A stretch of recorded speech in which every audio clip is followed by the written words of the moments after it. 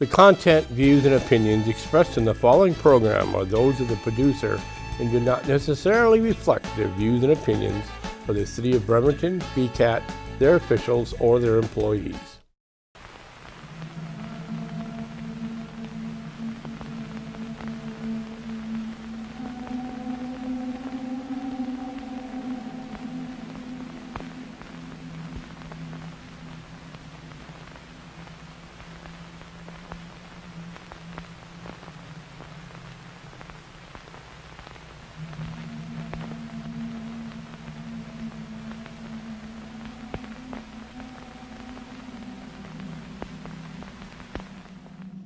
Hello, this is Mark Miller from KLAW Literary Artists and Writers, and of course this is our Halloween special.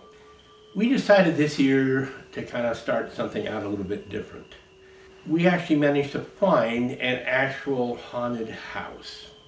And so what this show is going to be about is myself and Dakoda Foxx, here also an author, our little attempts at investigating the stories about the haunting. To give you a real quick rundown, the haunting involves apparently a woman who passed away here and her cat. And most of the paranormal activity that people have talked about apparently involves the cat rather than humans. So we're going to be doing a little bit of investigation, and some of the investigation we're doing is we've got the typical ghost hunters equipment here, the little EMF detectors, which if you push the little button and you start it up, it picks up electromagnetic disturbances as opposed to bodily by human beings. Like, watch this. This shows you what's not in my head. Nothing happens, which possibly says that I have no brain, but also says there's no unusual electromagnetic activity. Dakoda also is going to put out a few little cat treats to see if overnight the cat decides to get hungry. Dakota's going to be doing some of the investigation during daylight hours. I'm going to be here during the nighttime hours, and then also we'll see if in the morning if the cat ate the little treats if they haven't already been eaten. The other thing we've got is one of the people who stayed here had these little bells on her luggage. The next morning they'd been removed and placed on the bed because there's various stories about the cat, that the cat will jump up on the bed in the guest room and people climb up and down. Then in the middle of the night they feel the typical feeling of a cat laying on your feet. So now we've also got a little bit of tarot cards here, and to kind of help set the tone, we're going to pull out a couple cards. I'm going to pull out one right now, and I'll have somebody else who's more expertise than me explain the meaning of the tarot card I picked once I get my fingers to work. So what is this one? This one is the moon. Interesting that tonight there is a full moon.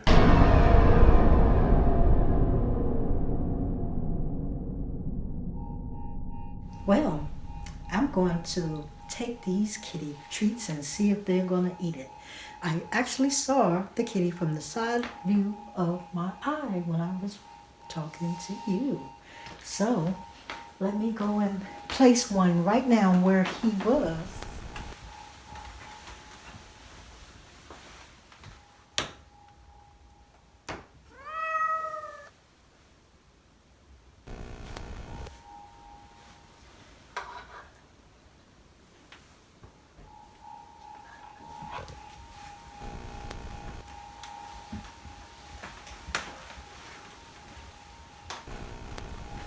I'm going to place one by this kitty door just in case he pops through and decides to want to come in. Okay. And this is the famous bed. Let's see.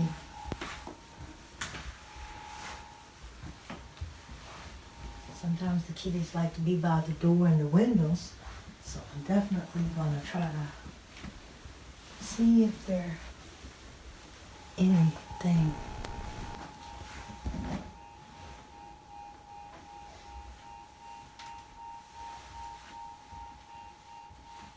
Dax, what are your personal feelings about the paranormal?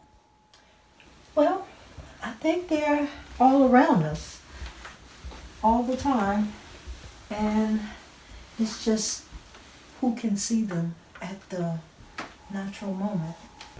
And I feel that paranormal is real. You just gotta tune in to see.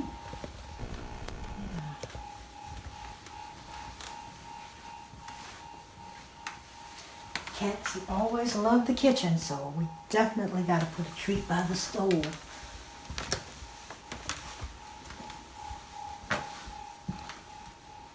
Well, the kitty likes this area over here, but this would be a nice cozy place to be if I was a cat.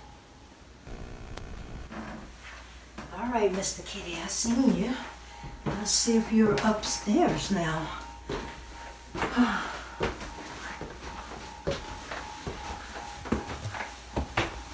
Well, I don't think you can open doors, but let's try to see if you walk through here.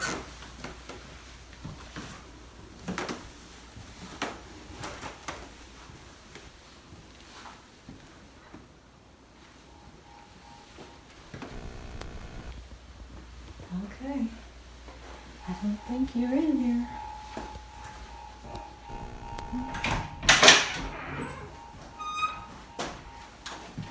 Oh. Cat has a lot of places to hide.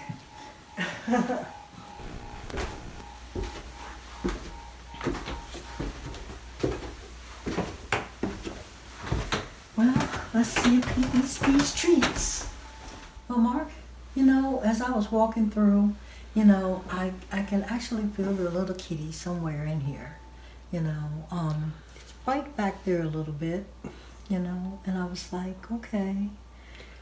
But when you said you came in, and when you first came in, you thought you actually saw a cat image on the stairs. A little, like a orange or a grayish Kitty cat. Yeah. Well, they say that, and of course this gets in a big argument, people say whether or not animals have souls, etc., etc., etc., but an awful lot of animals seem to become attached to some place where they lived even after they pass. Oh, yeah. And so people will tell you that their favorite dog or cat or whatever animal it was will periodically come back and visit them, you know, even after they pass. Well, that's just like when they're living. If you take them 100 yards away or in another town, they'll know how to get back home. Yep. So the souls know where they live. So, yeah. Dax, when was your first experience with something paranormal? How old were you?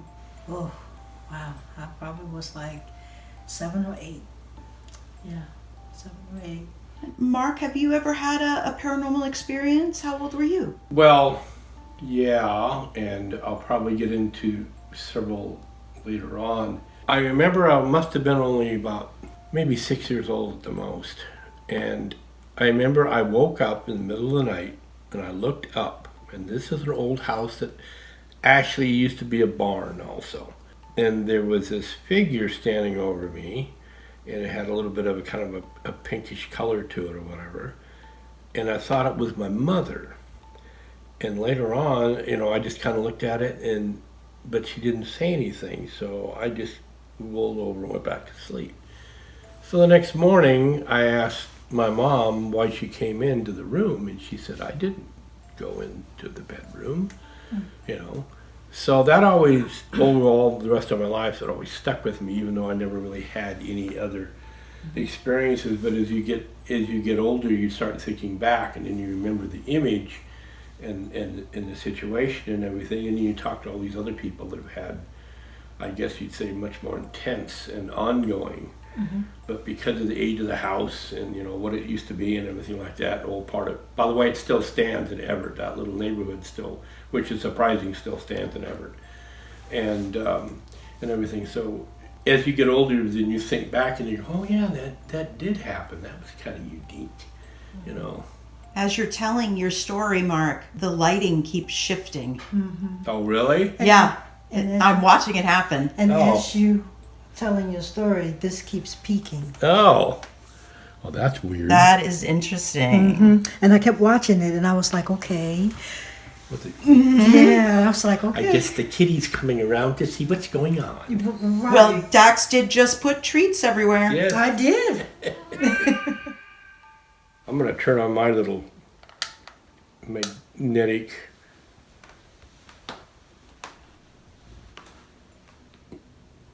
Okay.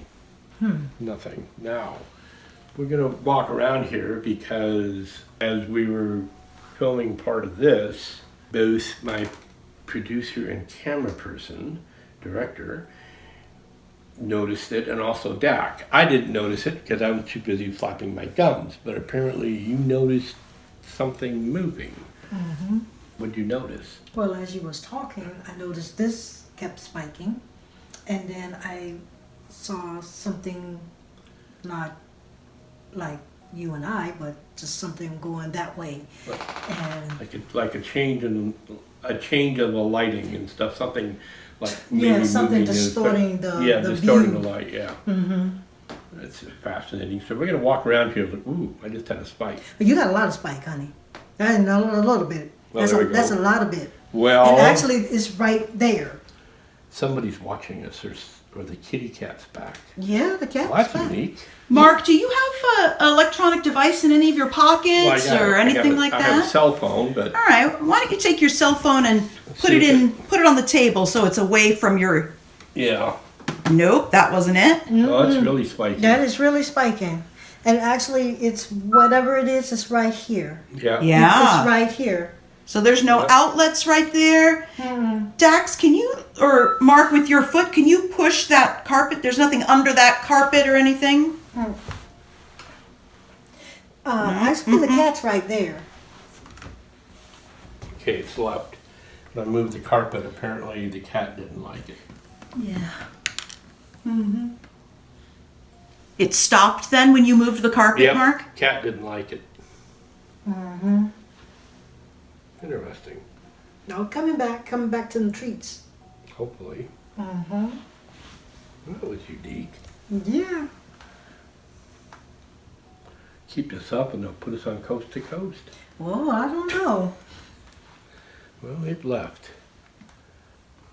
Guess I scared it off. I guess you did. Yeah, it didn't like that carpet being moved. Yeah. As an experiment, just to show.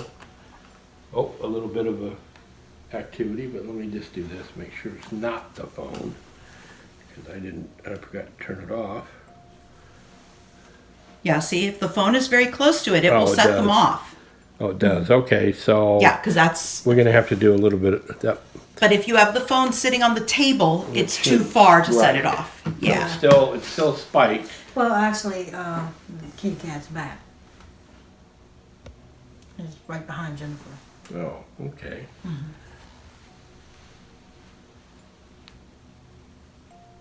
Oh, there goes the light again. Oh, you're getting the light?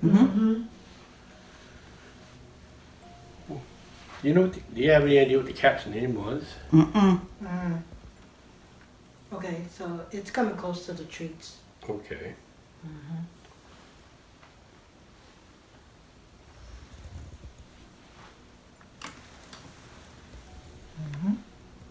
Nope.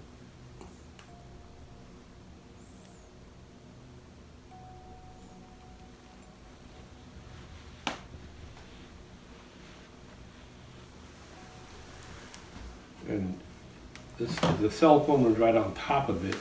Yeah, it has to We be. set it off. Yeah, Like, if not yeah. right on top of it, we're not getting any reading. Now I'm gonna No. try something. Okay.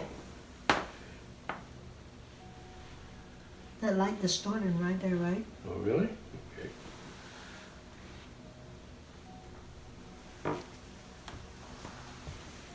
Oh. Oh. You get the distortion?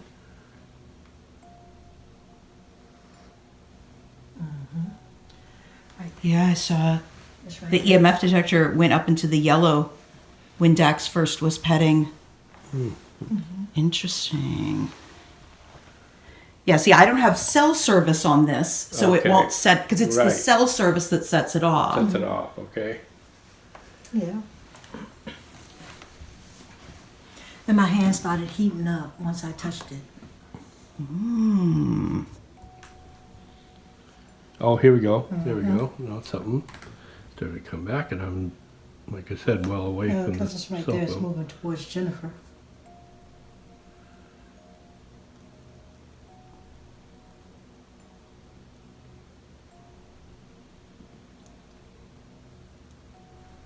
Oh, here we have it. Yep. Monkey likes you. Yeah. Well, I get along good.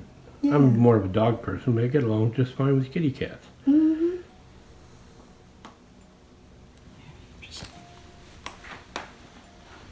Let's try something, you guys. What?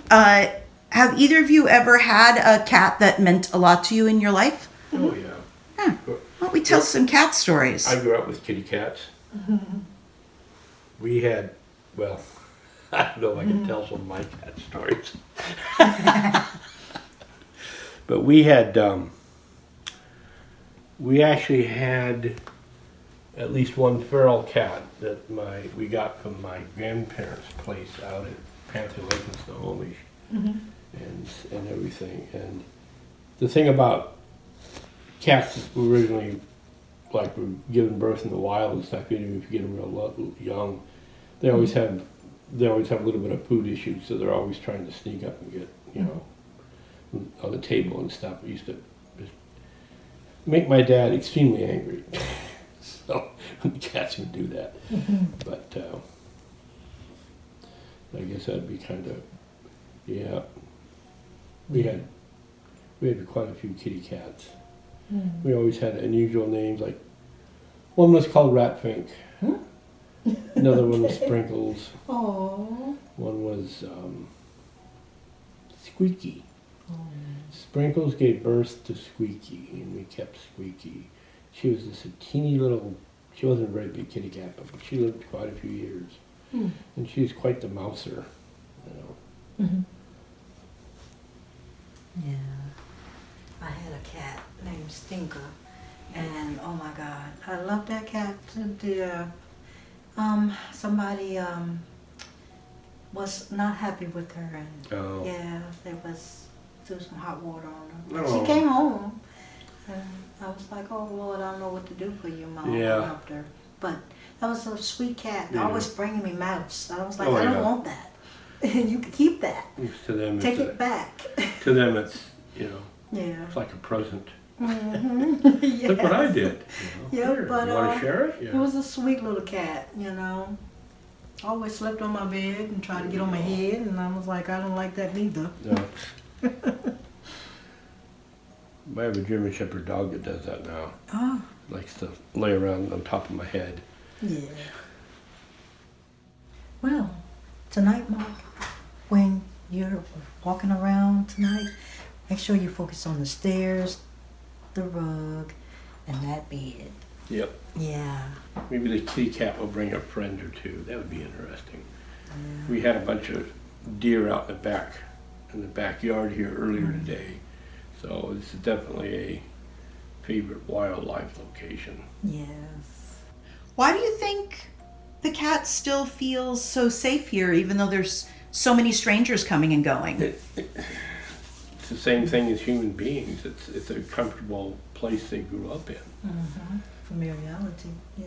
There's always that conversation about people go, well, why didn't the spirit move on? And of course, the idea is, well, apparently it didn't want to for some reason, and it was more comfortable staying around here, what it knew, rather than going off into a different reality.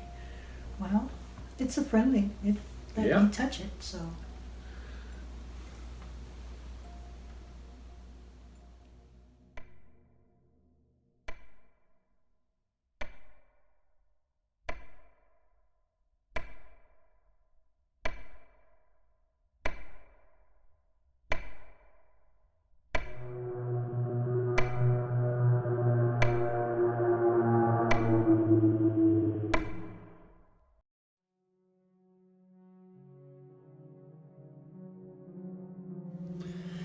Hi there. Of course, this is Mark Miller again with Kids Up Literary and Writers, and we're continuing our little investigation of this house with a reputation for having some spirits. But before we continue with that, I've got some stories. I would say they're based on fact, and a couple of them occurred over in Okinawa, and then another one recently occurred to me personally. So we'll start with the Okinawans. I was stationed in the Air Force over at Canadian Air Base on the island of Okinawa back from 78 until halfway through 1980. And that island has a long history. It was its own kingdom for years and years before the Chinese tried to take it over, and finally the Japanese did take it over. But it actually had its own peoples, its own kingdom, things like that. And of course, there was a huge battle of Okinawa in World War II. And that led, of course, to some very horrific things that occurred. One thing that apparently happened was that the Japanese, unfortunately, at that time were doing suicidal charges and stuff like that. So the Marines and the Army soldiers over there during the battle, they literally wiped out hundreds, sometimes in one small area because they were doing these suicidal mass attacks. Well, apparently what they did was they're running around, the battle's still going on, they got all these bodies, so apparently they brought bulldozers up and literally started just mass graves for a lot of the dead soldiers. And there's a few civilians probably mixed in there too, because Japanese were using laborers and also some of the local civilians and stuff and forcing them into some of the military actions also. So they buried it.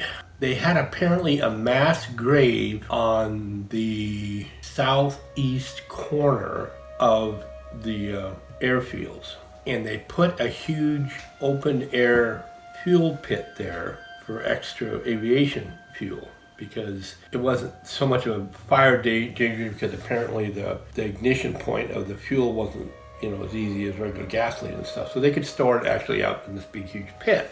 Well, I was talking to one of the canine handlers that worked there, and one of his hobbies is he was studying quite a bit of Okinawan history, including World War II and stuff. And he says, our canine dogs won't go over there by that pit. And I said, well, why? He said, well, the story that I got from some of the local people and stuff was that pit is on top of a mass grave that was never dug up. And there's been lots of stories, especially from the civilian Okinawan guards and stuff. And even some of the canine handlers claim that at night sometimes they see these little wispy things moving around and walking, as if the spirits are still restless. And that's what the dogs are sensing. Because he says the idea that they're sensing what's left of the dead bodies is kind of hard to believe, because it's been 30, 40 years and you got fuel sitting on top of it. So you don't think they'd be that sensitive to anything. And apparently there was, every once in a while, somebody would come up with the idea of, well, maybe we need to move the pit and dig down there and see if there's any skeletons or anything, because the Okinawans have a strong history of ancestor worship. And they had these open air, they call them turtleback tombs, because they're shaped kind of like the top of it's shaped like a turtle shell. And that's where they used to put all of their dead family members in those tombs. And unfortunately, some stupid GIs would go up there and steal some of the bones and try to take them home, and our customs guys would catch them. And anyways, that's a whole nother story. So there was one legend that during the Vietnam War, we were using Okinawan as a jumping off point and everything, that one canine handler who went out to investigate that something killed both him and his dog, and they never could. Now that might just be a legend. But the other real quick that kind of fit into this was an old Okinawan myth called Maje Mu, which was a faceless woman. And the story was she came back due to all the GIs that were there during Vietnam and stuff, post-World War II, of course. And if you were driving down one of the main roads and you saw this woman, long-haired woman, walking down the street, and you pulled over to give her a ride, she'd get in the vehicle, and when you looked at her, she would have no face, and then she would kill you. Or at least scare the crap out of you, one of the two. So that's kind of the legend stuff over there, but the thing that happened to me personally a few months ago was we have a bunch of us retired law enforcement types, and we meet up at a restaurant up in Port Townsend that one of the guys owns and stuff. And so, we sit there and swap lies and everything else and just have a good time. Well, one of the individuals, he and I, we found out we were both working down around Miami at the same time. He was working for local police and I was down working for U.S. Customs.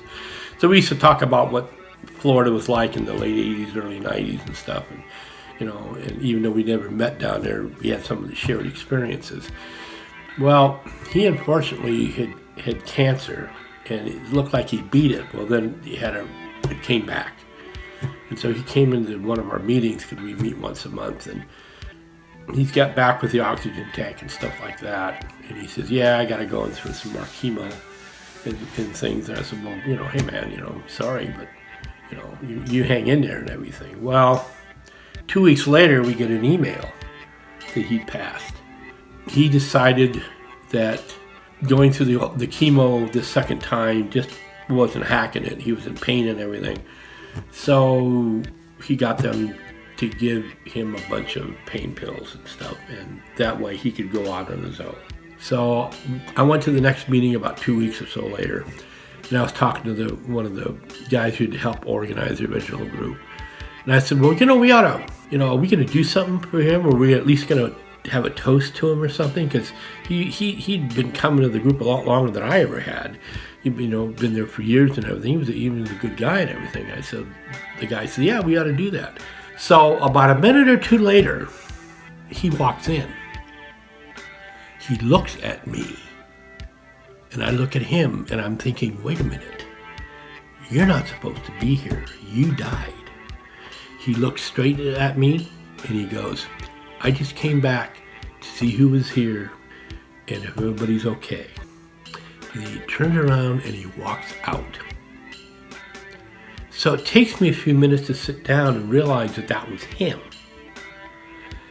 And I asked some of the guys sitting at the table nearby if anybody walked in. And they said, no, nobody walked in. We didn't see anybody. It was him, He had his cane that he'd started using again, stuff like that. It was him.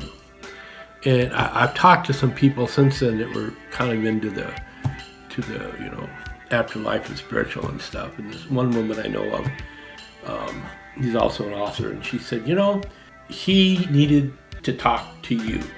So he picked you out to let you know that he was okay, that he still cared about the other people there, his friends from law enforcement and stuff, and that he and his spirit were okay. And so for people who say there's not something on the other side, I tell them, well, I'm sorry, but I think I've got proof there is.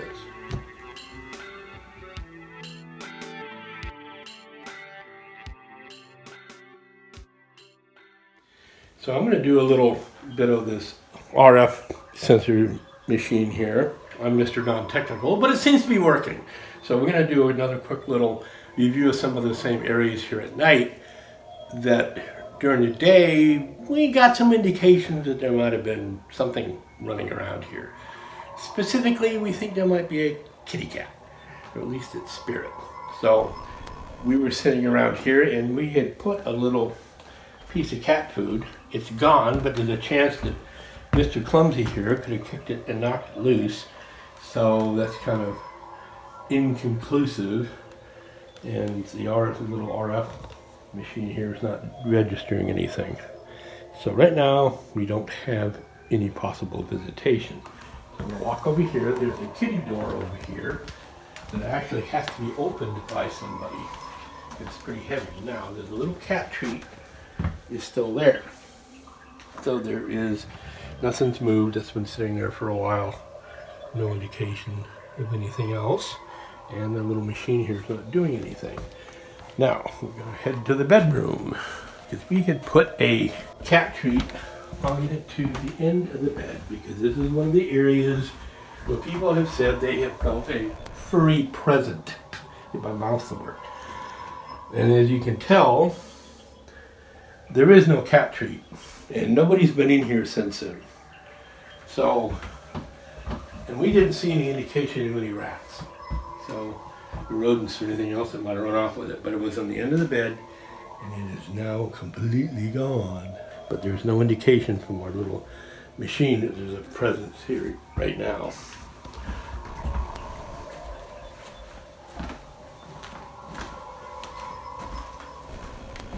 And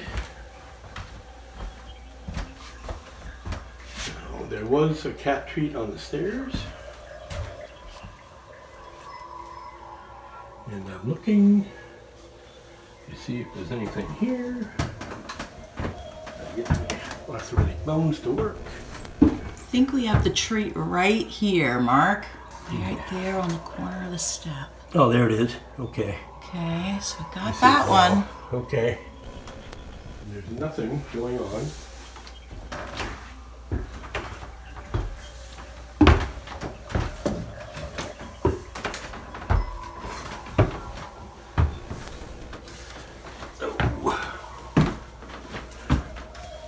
There doesn't seem to be anything.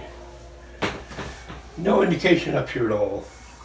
There's the little door that Dax found. Okay. There's a little door there. But nothing. Yeah. Quick check in the bedroom. Oh. Nothing. We didn't put anything on that bed.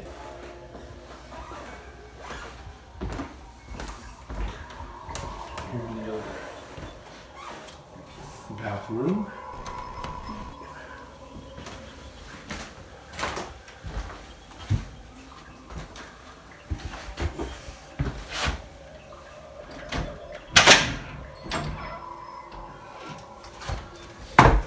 Oh, nothing at the wall. Now there's a possibility, because I was waiting downstairs in the dark, and maybe I irritated the kitty. But the food thing and the bed downstairs is completely gone. So maybe the kitty cat will come back. Okay, apparently nothing upstairs. The little EMF machine here has been doing absolutely nothing. So I don't know if I irritated the kitty or not. But, and up here, I think a little bit of historical significance, we have this little metal case. And inside of it, there is a deck of cards. Part of the story that we were told, as part of the, I guess you'd call it the legend, is that this deck of cards had some significance, and people were told, don't play cards in the house, it upsets the spirits. Move the EMF detector close to it, Mark, Okay. for just a second here. See if we get any readings. Nope.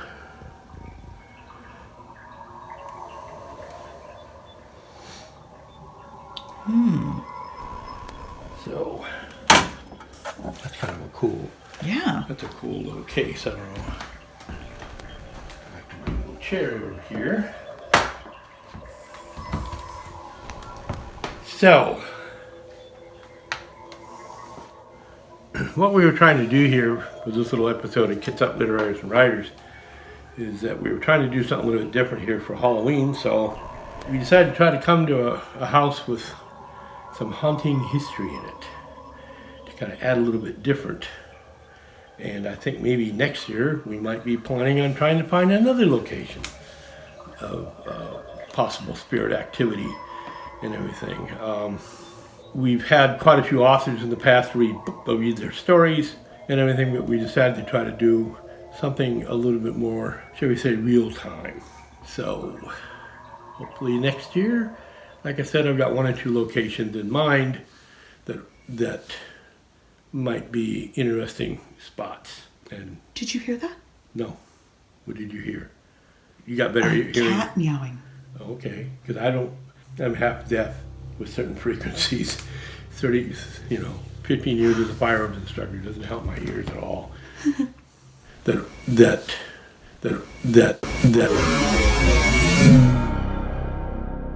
It sounded like actually it was coming from the bathroom, to be honest. Oh, okay.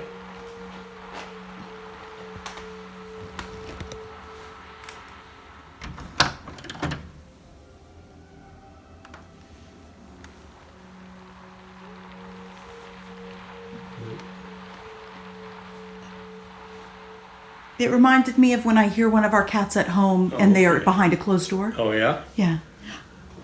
Anyways, as you can tell, areas like this sometimes very strange things that happen. So with that, I'll be spending the night here. If anything weird happens, then we'll be able to have something else we can put on the film, or maybe I'll just run screaming out into the street. You looked all over here, you filmed it, and it was gone. And it came back this morning.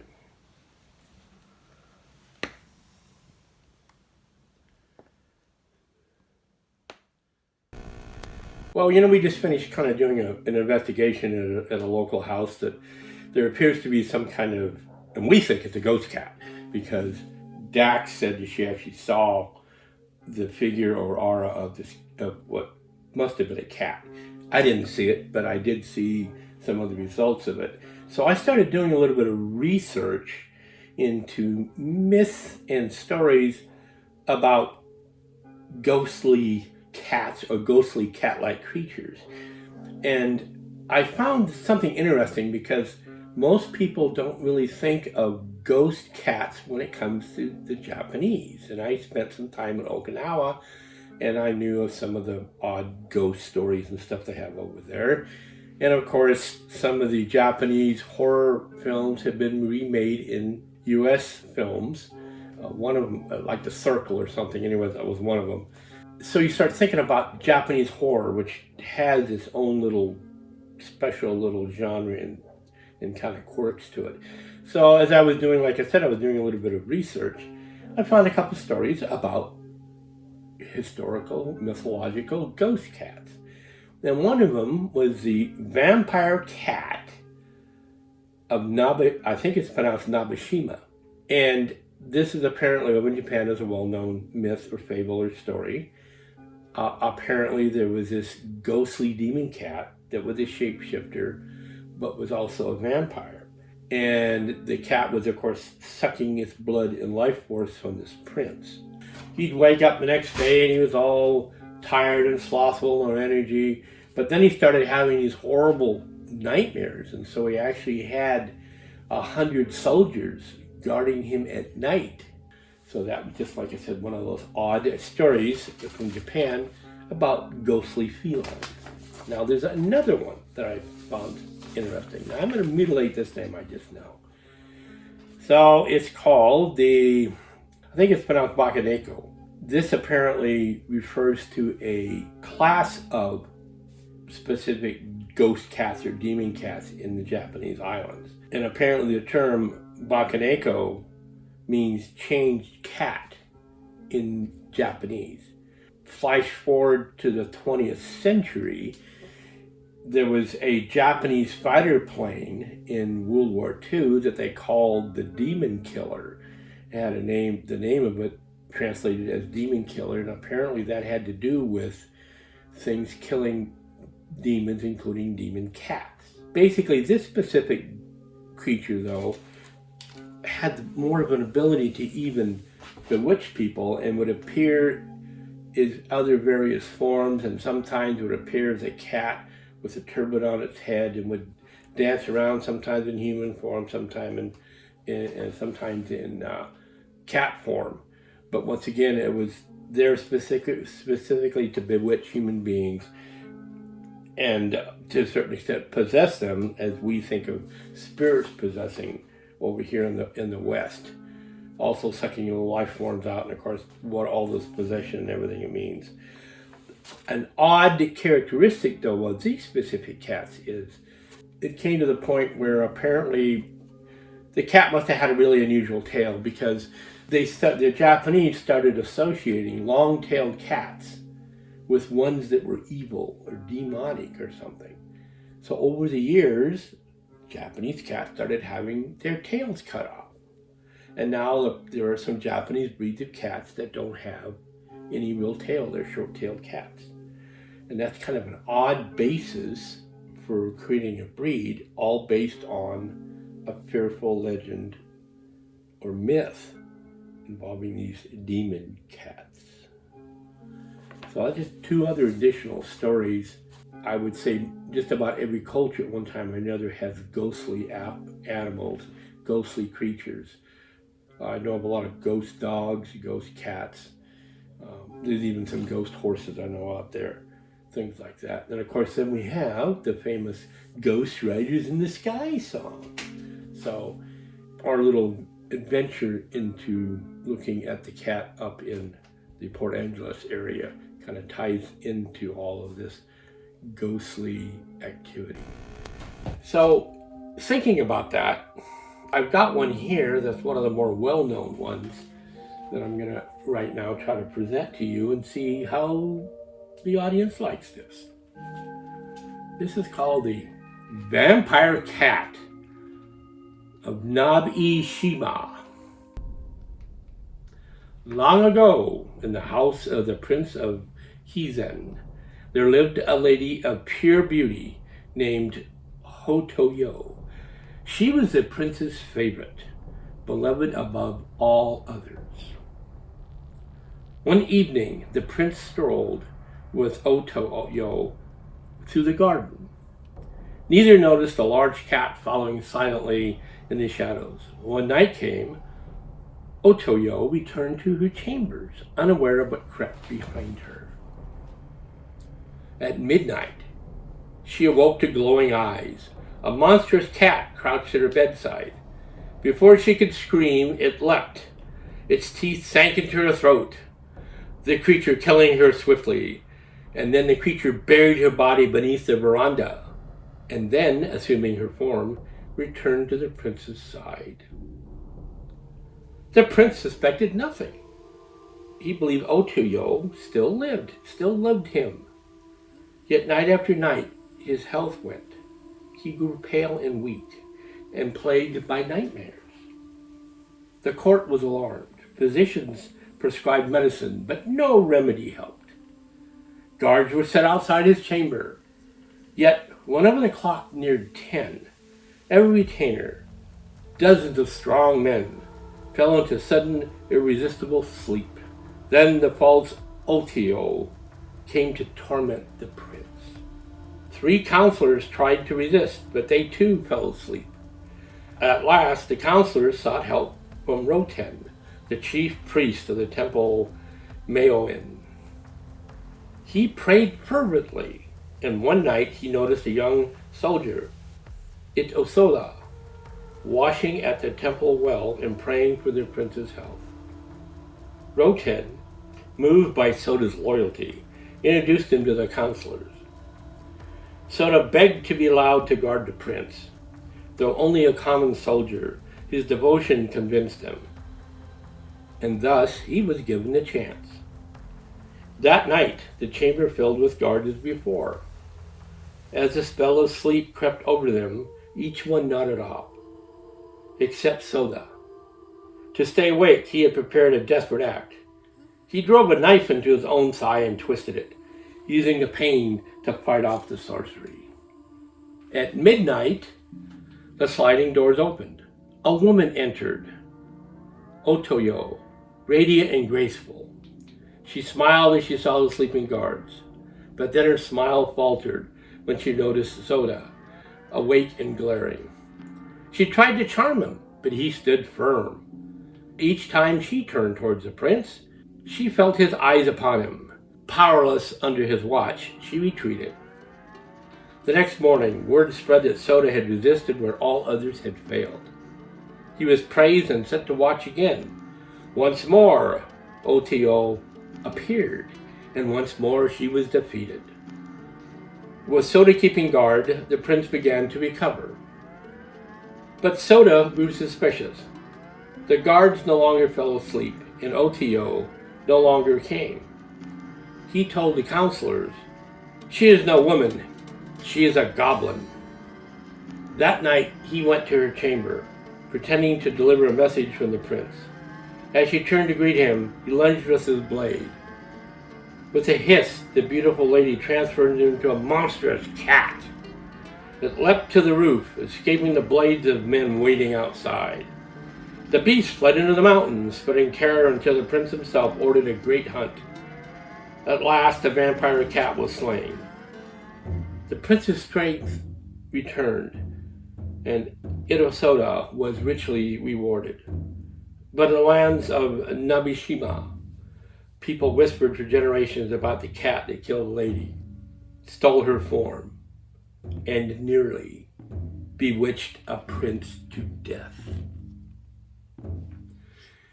In addition to that story that I just presented, it seems like most cultures have some type of legends involving cats.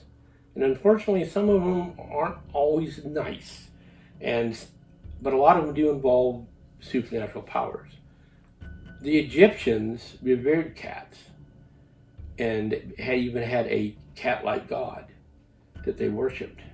However, up in Europe over the years, cats became kind of a symbol for evil and for familiars. In other words, creatures that take on other forms, and quite often took on the forms of cats. For some ungodly reason, during the time of the Black Death, there was actually a belief during that time that cats were helping spread it, when actually the opposite was true, because had they had more cats and killed more rats, they probably would have had less people dying, because they found out rats are helping to spread the fleas. So in that respect, and that kind of carried over though to later on in Europe, so that cats and witchcraft seem to be attached. And of course, then we have Halloween, which comes from basically Celtic origins, and we start talking about black cats on Halloween, which is unfortunate for our local felines, is because some of our more, shall we say, disturbed individuals here in the United States, right around the time of Halloween, will go out and try to find a black cat to make some type of satanic worship or ritual or sacrifice to whatever elder gods they believe in. We know in this society that even though cats are very, very independent and aren't like dogs who literally become a strong member of the family and are probably closer to being our brothers and sisters than any other creature, cats have always been very independent. Yes, they like to get petted, and we like to scratch their ears, and they purr for us and all this other stuff. But they still keep a very level of independence that most other creatures that man has domesticated do not have. That might lead to, once again, some of the legends about cats not being exactly getting along well with humans. I even wrote a little science fiction story once about an alien cat race and tried to explain how cats, if they were actually star traveling species, how they would react to humans and what type of culture they had. So it gave me a chance to be able to examine a lot of the ideas that we have about our feline friends. And once again, that ends our yearly Kitsap Literary Artists and Writers Halloween show. This year, you decided to try to do something a little bit different and actually try to find an actual haunting and discuss hauntings and things like that, rather than just people reading their Halloween experiences or things like, or related incidents. But of course, as in always, Kitsap Literary Artists and Writers exists to try to help people, artisans, creatives, get their productions out there to the general public. We meet on the Denny's on Kitsap Way, next to where Kitsap Way hits the highway. We meet there at 7 o'clock, and it's open to all types of artisans. We just recently had a young poet show up, and some other people that already have published books. We're there to help all types of creatives and artisans. We don't charge dues. We meet twice a month on the first and third Wednesdays. And of course, because of Bremerton Kitsap Access Television, we're also able to interview creatives and put it on the Bremerton Kitsap Access Television stations on Comcast Channel 12 and Wave Cable Channel 3. Though Wave Cable is now coming out with a digital channel, which I think is 71. So if you've got one of the new boxes, you might want to check. They broadcast our shows at 6 o'clock every Saturday. In addition, thanks to Blue Forge Press and Blue Forge Films, we have a Kitsap Literary Artists and Writers YouTube page where you can find, I think we have just about every single interview that we've ever done has been put up on there. So, and it goes back, I was checking the records the other day, it goes back to like 2016, 2017. So we've got a whole bunch of shows in the can by a whole bunch of different artisans and creatives and painters and authors and filmmakers and you name it. So if you're thinking along the lines of that kind of creativity, definitely take a look at the YouTube channel. And once again, come to one of our meetings. Talk to people. We don't bite. We're not vampire cats. You know, we don't even bite people at Halloween. So go swing on by, meet some of the other authors and stuff, and we attempt to help people get published. So that's going to be Mark Miller again, here with Kitsap Literary Artists and Writers. Have a blessed month, an even better year, and I'll see you next time. Good day.